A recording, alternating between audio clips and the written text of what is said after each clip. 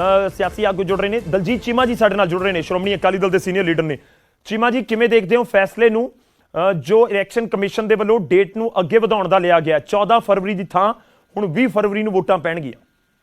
देखो, अच्छी गल है कि क्योंकि एक गुरु रविदास जी महाराज के गुरपुरब नूं लैके डिमांड उठी सी कि संगत वड्डी गिनती दे विच जिहड़ी है वो बनारस जांदी है, तो इस करके बड़ा वड्डा सैक्शन जिहड़ा वोटां तो बाहर रह जाएगा। इस करके उन्होंने कंसीडर कर लिया गया। अच्छी गल है, असीं वेलकम करते हैं क्योंकि 6 दिन नाल कोई फर्क नहीं पैंदा, लेकिन इन्नी वड्डे सैगमेंट की भावनावां दा सवाल है। इस करके जीआईएन नूं कि अच्छी गल है कि चलो 6 दिन अगे पै गई है, वापस आके अपने हक का जिहड़ा इस्तेमाल है वो कर सके। सोने ते सुहागे वांग भी है क्योंकि एक पासे रैलियां दे उत्ते पाबंदी और समा ज्यादा मिलना, दोवें चीज़ां आपस दे विच मैच करदियां ने।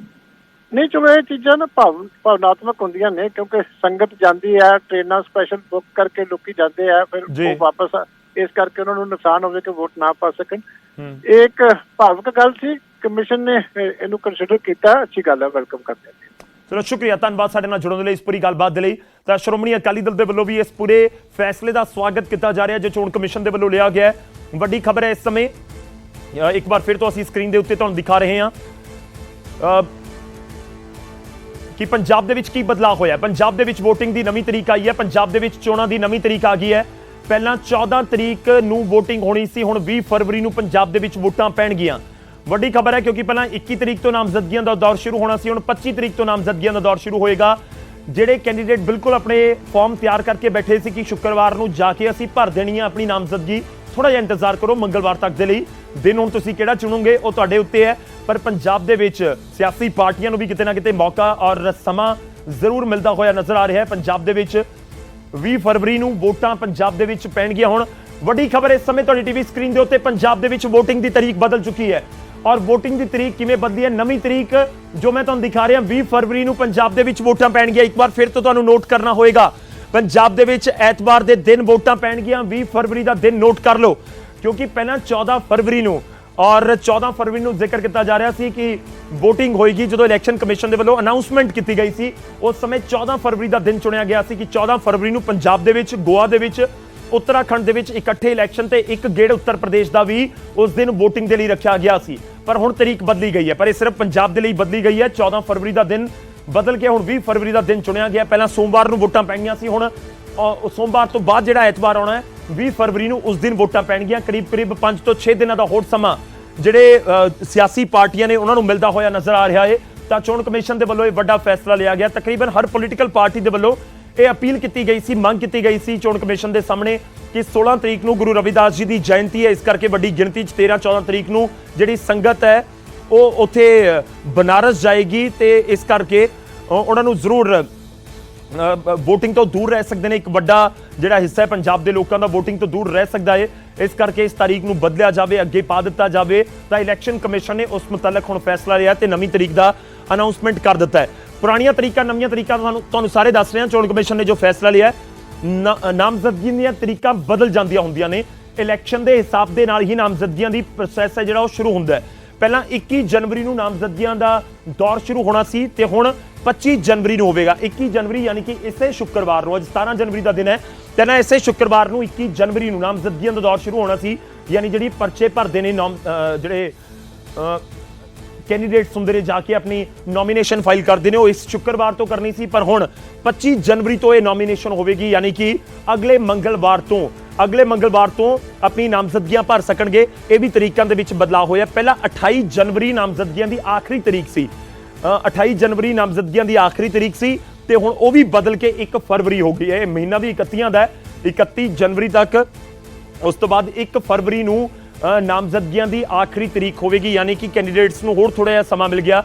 जिहड़ियां पोलीटिकल पार्टियां ने हुण तक अपने उम्मीदवारों का ऐलान नहीं किया, उन्होंने भी थोड़ा जिहा समा होर मिल गया कि वह होर सोच विचार कर सकन ते अपने उम्मीदवारों नूं चोण मैदान दे विच उतार सकन। जिहड़े रुस गए ने उन्होंने भी मना सकन, उन्होंने भी 4-5 दिन होर मिलते हुए नजर आ रहे हैं। दो गल्लां हुंदियां ने, एक तो परचा भरना हुंदा ते एक परचा वापस लेना हुंदा। आम तौर पर जो कोई बागी हो जाए या आज़ाद उम्मीदवार के तौर पर मैदान के विच उतर आउंदा है तो उस तो बाद परचा भर दिंदा है, परचा भरन दे विच कोई दिक्कत नहीं।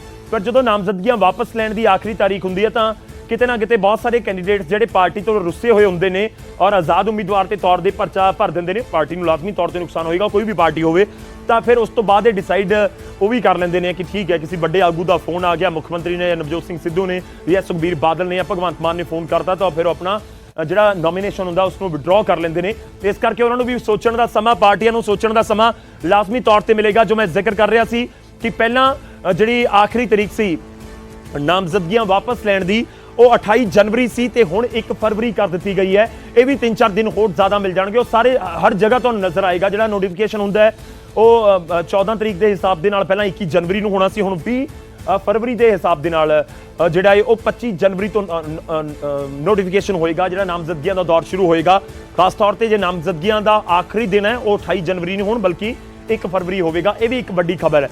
ਤਾਂ ਪੂਰਾ ਪ੍ਰੋਸੈਸ ਚੇਂਜ ਹੋ ਜਾਂਦਾ ਹੈ। ਉਹ ਚੇਂਜ ਕਰਕੇ ਇਲੈਕਸ਼ਨ ਕਮਿਸ਼ਨ ਦੇ ਵੱਲੋਂ ਦੱਸ ਦਿੱਤਾ ਗਿਆ ਹੈ ਇਸ ਵਾਰ 7 ਗੇਟ ਦੇ ਵਿੱਚ VOTING ਹੋਣੀ ਹੈ ਪੂਰੇ 5 ਸੂਬਿਆਂ ਦੇ ਵਿੱਚ। ਜਿਹੜੇ ਸੂਬੇ ਨੇ ਉਹਨਾਂ ਦੇ ਵਿੱਚ ਪੰਜਾਬ ਹੈ, ਉੱਤਰ ਪ੍ਰਦੇਸ਼ ਹੈ, ਉੱਤਰਾਖੰਡ ਹੈ, ਮਣੀਪੁਰ ਹੈ, ਗੋਆ ਹੈ। ਤੇ ਇਹ ਤੁਹਾਨੂੰ ਦੱਸ ਦਈਏ ਕਿ ਪਹਿਲੇ ਗੇਟ ਦੀ VOTING 10 ਫਰਵਰੀ ਨੂੰ ਸ਼ੁਰੂ ਹੋ ਜਾਏਗਾ। ਉਸ ਤੋਂ ਬਾਅਦ 14 ਫਰਵਰੀ ਨੂੰ ਦੂਜਾ ਗੇੜ ਹੈ ਜਿਸ ਦੇ ਵਿੱਚ ਪੰਜਾਬ, ਉੱਤਰਾਖੰਡ ਤੇ ਗੋਆ ਦੇ ਵਿੱਚ ਵੋਟਾਂ ਪੈਣੀਆਂ ਸੀ। ਉੱਤਰ ਪ੍ਰਦੇਸ਼ ਦਾ ਵੀ ਇੱਕ ਰਾਊਂਡ ਸੀ ਪਰ ਹੁਣ ਚੇਂਜ ਕਰ ਦਿੱਤਾ ਗਿਆ। ਉੱਤਰਾਖੰਡ ਤੇ ਗੋਆ ਦੇ ਵਿੱਚ 14 ਫਰਵਰੀ ਨੂੰ ਵੋਟਾਂ ਪੈਣਗੀਆਂ ਪਰ ਪੰਜਾਬ ਦੇ ਵਿੱਚ ਅਲੱਗ ਤੋਂ ਵੋਟਾਂ ਪੈਣਗੀਆਂ 20 ਫਰਵਰੀ ਨੂੰ। ਔਰ ਉਸ ਦੇ ਲਈ ਨੋਮੀਨੇਸ਼ਨ ਦੀਆਂ ਜਿਹੜੀਆਂ ਤਰੀਕਾਂ ਨੇ ਉਸ ਦੇ ਵਿੱਚ ਵੀ ਬਦਲਾਅ ਹੋਇਆ। ਰੁਕ ਕਰਦੇ ਹਾਂ ਇਸ ਸਮੇਂ ਕਾਂਗਰਸ ਦੇ ਸਾਡੇ ਨਾਲ ਸੀਨੀਅਰ ਲੀਡਰ ਜੁੜ ਰਹੇ ਨੇ ਇੱਕ ਵਾਰ ਫਿਰ ਤੋਂ, ਕਮਲਜੀਤ ਬਰਾੜ। ਕਮਲਜੀਤ ਜੀ, ਇੱਕ ਵਾਰ ਫਿਰ ਤੋਂ ਸਵਾਗਤ ਹੈ ਤੁਹਾਡਾ। ਕਿਵੇਂ ਦੇਖਦੇ ਹੋ ਫੈਸਲੇ ਨੂੰ ਇਲੈਕਸ਼ਨ ਕਮਿਸ਼ਨ ਦੇ ਨੂੰ 14 ਫਰਵਰੀ ਦੀ ਥਾਂ ਹੁਣ 20 ਫਰਵਰੀ ਨੂੰ ਵੋਟਾਂ ਪੈਣਗੀਆਂ? ਬਹੁਤ ਸ਼ਲਾਘਾਯੋਗ ਫੈਸਲਾ ਇਲੈਕਸ਼ਨ ਕਮਿਸ਼ਨ ਦਾ ਆਇਆ ਹੈ ਕਿਉਂਕਿ ਸਰਦਾਰ ਚਰਨਜੀਤ ਸਿੰਘ ਚੰਨੀ ਸਾਹਿਬ ਨੇ ਇੱਕ ਬੇਨਤੀ ਪੱਤਰ ਲਾਇਆ ਸੀ, ਇੱਕ ਦਰਖਾਸਤ ਲਾਈ ਸੀ ਕਿ ਉਸ ਦਿਨ ਜਿਨ੍ਹਾਂ ਨੇ ਕਿਹਾ ਬਹੁਤ ਜਨਮ ਵਿਛੜੇ ਥੇ ਮਾਧੋ ਜਨਮ ਤੁਮਾਰੇ ਲੇਖੇ ਕਹਿ ਰਵਿਦਾਸ ਆਸ ਲਗ ਜੀਵੋ ਚਿਰ ਭਇਓ ਦਰਸ਼ਨ ਦੇਖੇ। ਰਵਿਦਾਸ ਮਹਾਰਾਜ ਜੀ ਦੇ, ਗੁਰੂ ਰਵਿਦਾਸ ਜੀ ਦੇ ਪੁਰਬ ਨੂੰ ਮੁੱਖ ਰੱਖਦਿਆਂ ਇਹ ਬੇਨਤੀ ਕੀਤੀ ਗਈ ਸੀ ਚੰਨੀ ਸਾਹਿਬ ਵੱਲੋਂ, ਤੇ ਬੇਨਤੀ ਕਬੂਲ ਹੋਈ ਹੈ। ਚੰਨੀ ਸਾਹਿਬ ਦਾ ਬਹੁਤ ਬਹੁਤ ਧੰਨਵਾਦ। ਉਹਨਾਂ ਤੋਂ ਬਾਅਦ ਇਲੈਕਸ਼ਨ ਕਮਿਸ਼ਨ ਦਾ ਵੀ ਧੰਨਵਾਦ। ਤੇ ਕਿਉਂਕਿ ਇਹੋ ਜਿਹੇ ਫੈਸਲੇ, ਇਹੋ ਜਿਹੇ ਚੰਗੇ ਉਦਮ ਸ਼ਲਾਘਾਯੋਗ ਹੁੰਦੇ ਆ, ਚਾਹੇ ਕੋਈ ਵਿਰੋਧੀ ਕਰੇ ਚਾਹੇ ਕੋਈ ਆਪਣਾ ਕਰੇ, ਇਹਦੀ ਸ਼ਲਾਘਾ ਕਰਨੀ ਬਣਦੀ ਹੈ। ਤੇ ਉਸ ਦਿਨ 16 ਤਰੀਕ ਨੂੰ ਆਪਾਂ ਨੂੰ ਪਤਾ ਸੀਗਾ, ਹਾਲਾਂਕਿ ਇਹ ਜਨਮ ਮਰਨ ਤੋਂ ਮੁਕਤ ਹੁੰਦੇ ਆ। ਗੁਰੂ ਸਾਹਿਬ ਗੁਰਬਾਣੀ ਰਾਹੀਂ ਸਮਝਾਉਂਦੇ ਆ, ਜਨਮ ਮਰਨ ਦੋਹੂ ਮੈਂ ਨਾਹੀਂ ਜਨ ਪਰਉਪਕਾਰੀ ਆਏ ਜੀ ਦਾਨ ਦੇ ਭਗਤੀ ਲਾਇਨ ਹਰਸੋਂ ਲੈਣ ਮਿਲਾਏ। ਪਰਉਪਕਾਰੀ ਲੋਕ ਹੁੰਦੇ ਨੇ। ਗੁਰੂ ਰਵਿਦਾਸ ਮਹਾਰਾਜ ਦੀ ਜਿਹੜੀ ਮਹਾਨਤਾ ਹੈ, ਅਸੀਂ ਰੋਜ਼ ਉਹਨਾਂ ਨੂੰ ਜਦੋਂ ਗੁਰੂ ਸਾਹਿਬ ਨੂੰ ਮੱਥਾ ਟੇਕਦੇ ਹਾਂ ਤੇ ਗੁਰੂ ਰਵਿਦਾਸ ਮਹਾਰਾਜ ਨੂੰ ਮੱਥਾ ਟੇਕਦੇ ਹਾਂ। ਉਹਨਾਂ ਨੇ ਕਿਹਾ ਤੋਹੀ ਮੋਹੀ ਮੋਹੀ ਤੋਹੀ ਅੰਤਰ ਕੈਸਾ ਕਨਕ ਕਟਕ ਜਲ ਤਰੰਗ ਜੈਸਾ। ਉਹਨਾਂ ਦੀਆਂ ਯਾਦਾਂ, ਉਹਨਾਂ ਨੂੰ ਯਾਦ ਕਰਨਾ, ਉਹਨਾਂ ਨੂੰ ਮਨਾਉਣਾ ਬਹੁਤ ਸ਼ਲਾਘਾਯੋਗ ਕੰਮ ਹੈ। ਦਿਲੋਂ ਕੋਟਾਨ ਕੋਟ ਧੰਨਵਾਦ ਹੈ ਕਿ ਗੁਰੂ ਰਵਿਦਾਸ ਮਹਾਰਾਜ ਦੇ ਆਗਮਨ ਪੁਰਬ ਦੀ ਖੁਸ਼ੀ ਦੇ ਵਿੱਚ ਇਹ ਇਲੈਕਸ਼ਨ ਜਿਹੜਾ 4 ਦਿਨ ਹੋਰ ਲੇਟ ਕਰ ਦਿੱਤਾ ਗਿਆ। ਧੰਨਵਾਦ ਕਰਦੇ ਹਾਂ ਜੀ। ਕਮਲਜੀਤ ਜੀ, ਤੁਹਾਨੂੰ ਕਿਵੇਂ ਲੱਗਦਾ ਹੈ ਬੈਨੀਫਿਟ ਹੋ ਸਕਦਾ ਹੈ ਪੋਲੀਟੀਕਲ ਪਾਰਟੀਆਂ ਨੂੰ ਇਸ ਦਾ? ਕਿਉਂਕਿ ਕਾਂਗਰਸ ਨੇ ਤਾਂ ਆਪਣੀ ਦੂਜੀ ਲਿਸਟ ਅਨਾਉਂਸ ਵੀ ਨਹੀਂ ਕੀਤੀ, ਉਹ ਵੀ ਕਿਤੇ ਨਾ ਕਿਤੇ ਸਮਾਂ ਮਿਲ ਜਾਏਗਾ। ਜਿਹੜੇ ਰੁੱਸ ਜਾਂਦੇ ਨੇ, ਜਿਨ੍ਹਾਂ ਨੂੰ ਟਿਕਟ ਨਹੀਂ ਮਿਲੀ ਹੁੰਦੀ, ਉਹਨਾਂ ਨੂੰ ਮਿਲਾਉਣ ਦਾ ਵੀ ਸਮਾਂ ਜ਼ਿਆਦਾ ਮਿਲ ਜਾਂਦਾ। ਸਾਨੂੰ ਤਾਂ ਅੱਜ ਇੰਡੀਕੇਸ਼ਨ, ਇਹ ਸੰਕੇਤ, ਤੇ ਸੁਨੇਹਾ ਗੁਰੂ ਰਵਿਦਾਸ ਮਹਾਰਾਜ ਜੀ ਦਾ ਆ ਗਿਆ ਕਿ ਜਿਹੜੀ ਬੇਨਤੀ ਚੰਨੀ ਸਾਹਿਬ ਨੇ ਕੀਤੀ ਸੀ ਤੇ ਉਹ ਕਬੂਲ ਹੋ ਗਈ ਆ ਤੇ ਲੋਕਾਂ ਦੀ ਸਰਕਾਰ, ਕਾਂਗਰਸ ਪਾਰਟੀ ਦੀ ਸਰਕਾਰ ਦੁਬਾਰਾ ਬਣੂਗੀ। ਕਿਉਂਕਿ ਗੁਰੂ ਰਵਿਦਾਸ ਮਹਾਰਾਜ ਦੇ ਜਨਮ ਦੇ ਉਹ ਬੇਨਤੀ ਲੱਗੀ ਸੀ, ਉਹਦੇ ਸੰਬੰਧ ਨੂੰ ਉਹਨਾਂ ਦੀ ਕਿਰਪਾ ਹੋ ਗਈ ਆ